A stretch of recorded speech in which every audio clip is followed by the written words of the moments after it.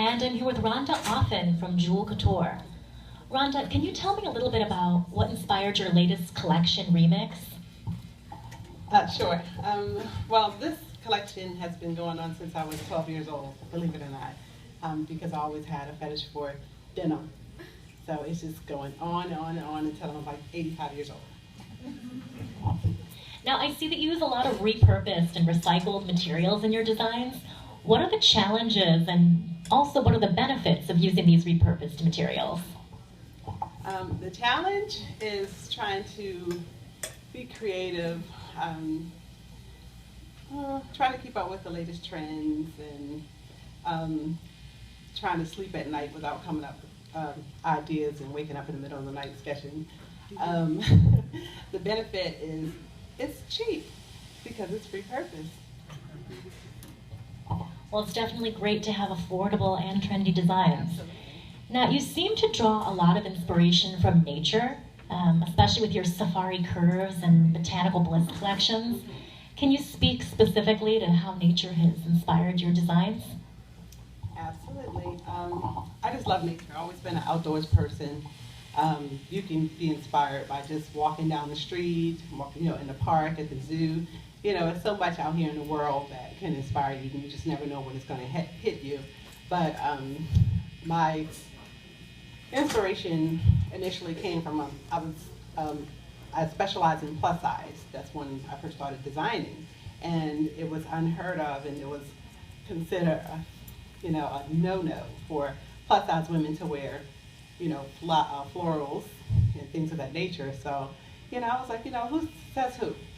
I'm going to wear one to design it. So I just wanted to put something out there to show that plus size women can wear anything that any other woman can wear, straight size, whatever. So that's where it comes from. Along those lines, I noticed that your designs really do celebrate women of all sizes. What is inspiring about that to you? I've been all sizes. Seriously, I've never been a skinny person, so I don't know what it feels like to be skinny, but to me, beauty comes from everywhere, and who says that you have to be a size 2 in order to be beautiful? So I know, I yo-yo guy like everybody else. I have my little, situations, my little problem areas. Some places are larger than others. So, I just know what it feels like, to be, plus size. I'm tall and I'm thick with it. So, I know how it feels. So when I'm designing, I'm always taking into consideration, those curves and, small waist, big hips, whatever, big booties and all that stuff. So I just like to keep it real. Well, you definitely celebrate it all. Now, I know that you had a past as a plus-size model, and then you transitioned into becoming a designer. What was that transition like for you? It was hard. It was really hard. But I was a plus-size model for 8 years, but I always designed when I was a kid. I always liked to be different, and I used to always stick my mother's sewing machine and, sew my own clothes. But as a plus-size model, a professional model, I would wear some designs from some designers, and I'm like, she didn't stitch that right, No, seriously, I wore something, I designed something for an after party, after show for New York Fashion Week in 2012, and one of the designers saw it and was like, hey, that's nice, where'd you get that? And I was like, oh, I designed it, and he's like, what? He's like, well, when are you gonna do your collection? So, yeah, that was like kind of inspiring. I'm like, and then I was getting a little, there in age, and modeling is tiresome. Yeah. So what advice would you give to women that want to break into the fashion industry that don't necessarily fit a traditional mold of what society might think of when they think of a model? Society is wrong.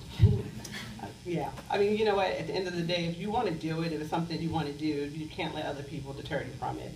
I became a plus size model after the age of 30, which was unheard of, and I was, size 14. So at the end of the day, if it's something that you want to do your homework, do your research. My daughter wanted to be a model, and I wanted her to see the backside of it, behind the stage, all the the ins and outs before. You know, it's not about just taking pictures and smiling. I wanted her to see the grime and the cutthroatness of, you know, the industry.